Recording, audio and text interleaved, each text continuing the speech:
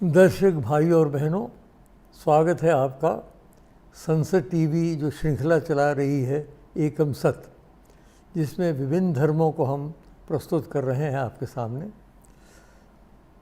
जो दिल्ली निवासी हैं और बाहर वाले भी, आपने ज़रूर देखा होगा, एक बड़ा सुंदर मंदिर बना हुआ है यहाँ, कमल की तरह बना हुआ है दिल्ली में। एक दिल्ली की वो एक शानदार जगह मानी जाती है, उसको भाई टेम्पल कहते हैं। कई लोगों को भाई के बारे में पता नहीं है।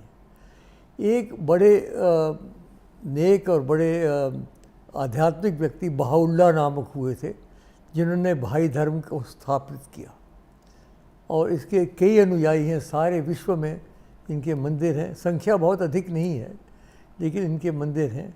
ईरान में रहते थे पहले, लेकिन वहाँ से भागे। जैसे पारसी बंधु भी ईरान से भाग के यहाँ आए, वैसे भाई भी भाग गए वहाँ से। तो भारतवर्ष में काफ़ी भाई आके बैठे हुए हैं और ये जो मंदिर है ये एक लैंडमार्क जैसा हो गया दिल्ली के लिए। तो भाई धर्म के बारे में हमें बताने के लिए आज डॉक्टर अर्जुन रस्तोगी, जो एक बड़े उच्च कोटि के डॉक्टर हैं, वो हमें बताएंगे कि भाई धर्म क्या है, कैसे आरंभ हुआ और क्या उसकी विशेषताएं हैं। तो मैं डॉक्टर साहब आपका स्वागत करता हूं और अनुरोध करता हूं कि आप दर्शकों को भाई के बारे में बताइए।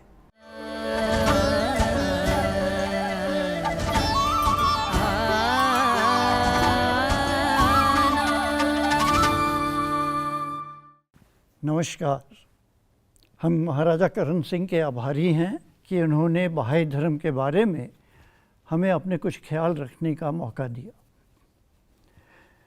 वैसे तो धर्म की परिभाषा हमें धर्म के मतलब से ही समझनी चाहिए, क्योंकि धर्म एक संस्कृत का शब्द है जिसके दो अंक हैं, ध या धारण, धारण करने योग्य जो है, और रम यानी कि हम उतना ज़्यादा इसमें घुल जाएं कि वह हमारा एक हिस्सा बन जाए। लेकिन अफसोस की बात तो ये है कि लोगों ने उस धर्म की परिभाषा ही बदल दी। वो कहते हैं मेरा धर्म, तुम्हारा धर्म, ये धर्म, वो धर्म, जब धर्म तो एक ही है और हमें अपने आप को बदलना है उसके मुताबिक।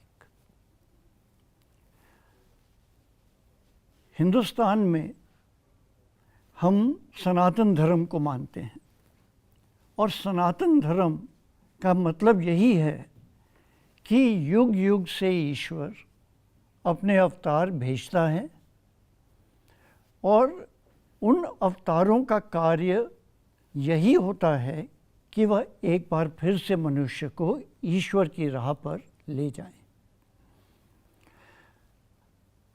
बहाउल्लाह का कहना है कि धीरे धीरे मनुष्य मात्र ईश्वर को भूल रही है और ये भूल हम अपने समाज में देख रहे हैं।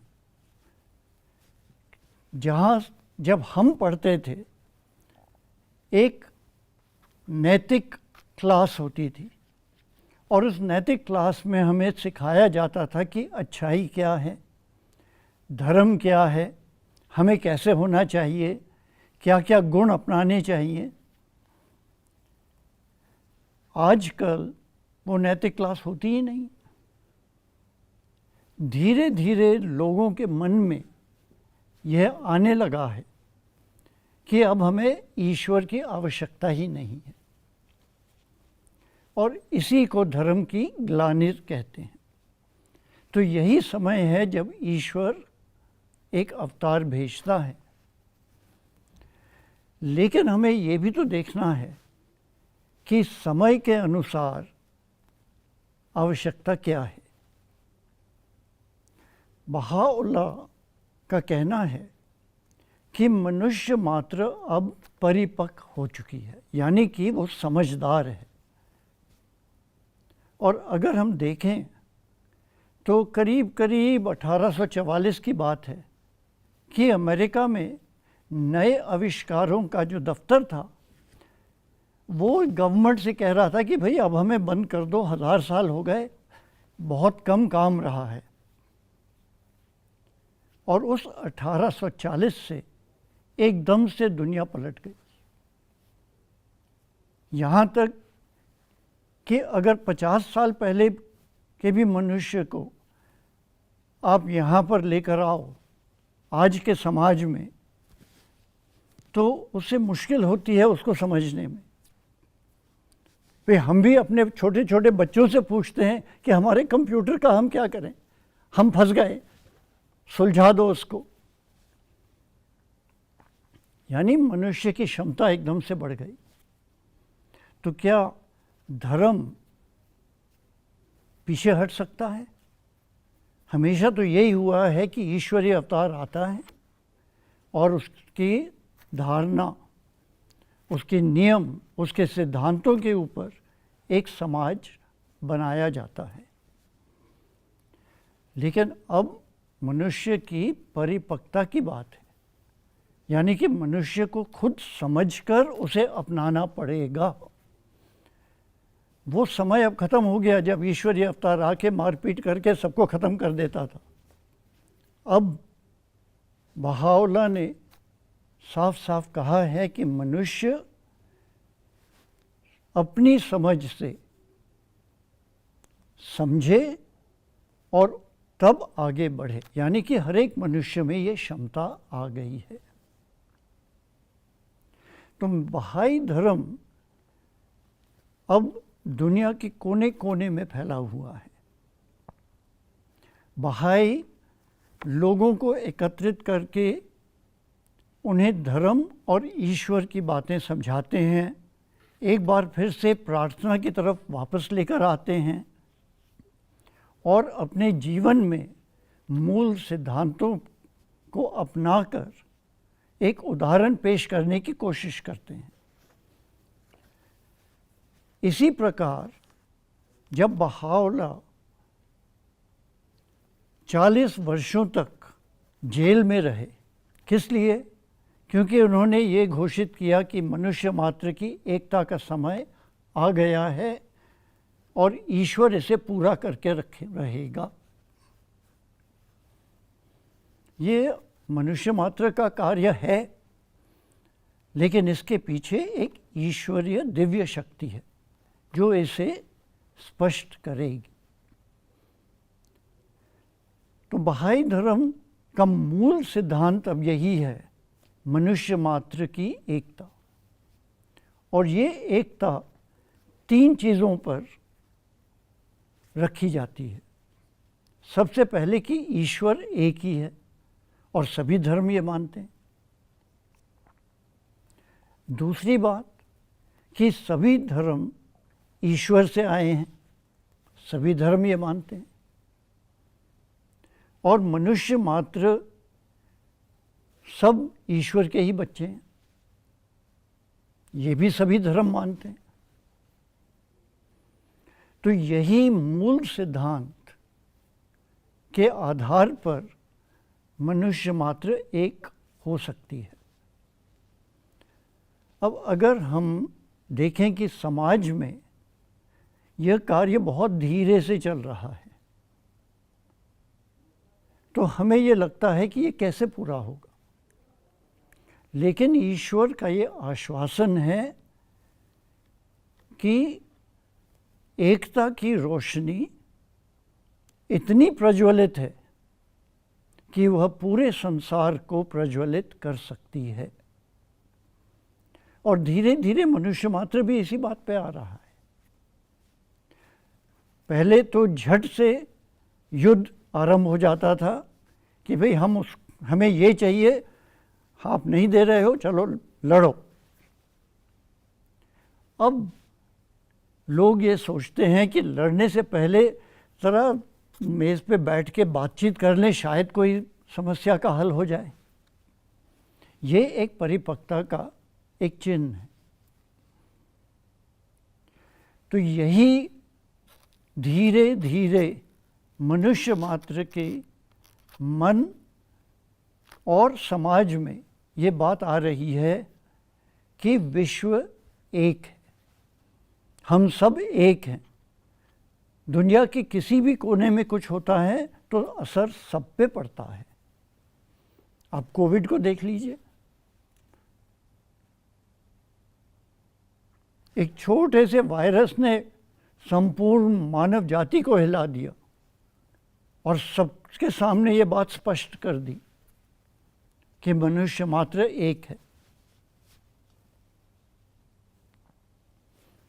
यही सत्य धीरे धीरे मनुष्य को मानना है और अपनाना है। तो बहाई धर्म के जो मूल तत्व ये हैं कि बहाओल्लाह का दावा है कि उन्होंने भविष्यवाणियाँ सभी धर्मों की पूरी करी हैं और मनुष्य मात्र को एक करने के लिए आए हैं। इसलिए मनुष्य मात्र को अपने भेदभाव सब अलग करने हैं। व्यक्तिगत तौर पे एक अच्छा मनुष्य बनना है, यानी कि जितने भी नैतिक और मूल सिद्धांत हैं, जैसे कि सत्य बोलो, दूसरे का नुकसान मत करो, सब लोगों की मदद करो, एक दूसरे के साथ प्यार का व्यवहार रखो, ये सभी मूल सिद्धांत हैं। और व्यक्तिगत तौर पर ये नियम एक बार फिर से ईश्वरीय अवतार ने दोहराए हैं। साथ साथ ईश्वरीय अवतार ये भी बताता है मनुष्य मात्र को कि तुम्हारे अंदर छिपी हुई ऐसी कई चिन्ह हैं, कई कामयाबियां हैं और उन सब को उभार के आपने मनुष्य मात्र के सामने लेके आना है। वो कहते हैं कि आप ऐसे ऐसे कीमती जेवरात की खान हो और एक एक करके आपने उन सब को मनुष्य मात्र के सामने लेके आना है व्यक्तिगत तौर पे। फिर सामाजिक भी नियम होते हैं कि समाज को किस प्रकार से चलाया जाए। बहाओल्लाह ने करीब करीब 100 ग्रंथों में जो मूल सिद्धांत हैं, जो नियम हैं, एक ऐसे समाज के लिए जो एकता स्थापित कर सकता है। क्योंकि बहाओल्लाह का कहना है कि ना ही व्यक्ति के मन में यह बात आनी चाहिए कि सब लोग भाई भाई हैं, कि सब लोग एक हैं, लेकिन समाज को भी इस प्रकार से होना चाहिए कि वह इस बात को आगे बढ़ाए। और फिर कई ऐसे भी नियम आते हैं जो मनुष्य मात्र के जीवन में उसको अपनाने पड़ते हैं। तो ईश्वरीय अवतार इन सब बातों को स्पष्ट करता है। तो मूल तौर पर बहाओल्लाह ने कहा है कि व्यक्तिगत तौर पे मनुष्य को ईश्वरीय अवतार ईश्वर से जोड़ता है। यानी सभी धर्मों का असली मतलब यही है कि मनुष्य को ईश्वर से जोड़ें। दूसरा कि व्यक्तिगत तौर पे मनुष्य अपनी क्षमताओं को पूर्ण करे और एक दिव्य शक्ति का भी प्रयोग करे जिससे वह इन क्षमताओं को पूर्ण कर सकता है। और एक सामाजिक तौर पे एक ऐसी प्रगतिशील सभ्यता की स्थापना करे जिससे मनुष्य मात्र एक हो जाए। बहाओल्लाह के धर्म के कुछ सिद्धांत हैं कि मनुष्य मात्र की एकता पूरे विश्व में एक ही गवर्नमेंट और एक भाषा जो विश्व के सभी लोग सीखें और साथ में अपनी मातृभाषा सीखें। इस तरीके से मनुष्य दुनिया के किसी भी कोने में जाए, उसे ऐसा लगे कि मैं अपने ही देश में हूँ, क्योंकि वो आसानी से सबको समझ पाएगा। बहाई धर्म की मान्यता है कि विज्ञान और धर्म दोनों सत्य की खोज हैं, इसलिए वो अलग नहीं हो सकते, उनको साथ साथ चलना है। स्त्री और पुरुष दो पंख हैं मनुष्य मात्र के। अगर एक पंख को कमज़ोर कर दिया जाएगा तो क्या चिड़िया उड़ पाएगी? मनुष्य मात्र उड़ नहीं पाएगा। इसलिए ये समानता आवश्यक है। इसी प्रकार अगर हम भेदभाव रखेंगे तो वो भेदभाव हमें मनुष्य से अलग कर देंगे, एक दूसरे से हम मिल नहीं पाएंगे, जुड़ नहीं पाएंगे। तो इसीलिए ये सारे भेदभावों से हमें ऊपर उठना पड़ेगा, जैसे कि भाषा है, जाति है, रंग है। इसी तरह से अगर हम ये मान के चलते हैं कि सभी धर्म ईश्वर से आए हैं, ईश्वर एक ही है, सभी लोग ईश्वर से पैदा किए गए हैं, तो ये एक आधार हो जाता है विश्व एकता का। इसी प्रकार से हम हर एक पहलू में समाज के व्यक्तिगत तौर पे अगर देखें तो एकता कैसे स्थापित की जा सकती है और कैसे बना के रखी जा सकती है, ये सिद्धांत बहावला के लेखों में मौजूद हैं और ये लेख हमारे पास हैं कि हम उन्हें पढ़ के समझ भी सकते हैं। यहाँ तक कि वो कहते हैं कि इस नियमावली के आधार पर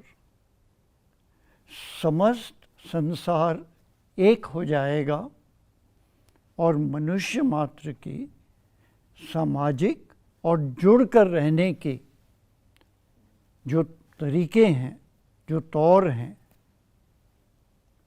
वो ऐसे हो जाएंगे कि मनुष्य मात्र सब तरफ से आगे बढ़ेगा।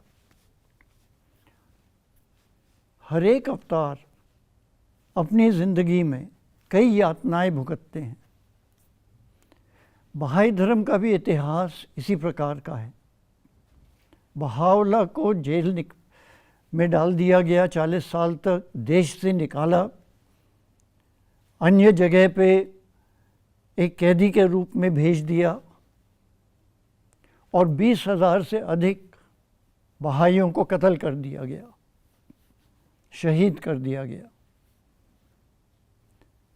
लेकिन उनके लहू से ये जो नींव है धर्म की, ये पक्की हुई और अब ये धर्म दुनिया के कोने कोने में फैला है और सभी बहाई मनुष्य मात्र को आमंत्रित करते हैं कि वह एक बार फिर से ईश्वर के करीब आएं और एक सामाजिक और व्यक्तिगत तौर पर और अच्छे बने। शुक्रिया।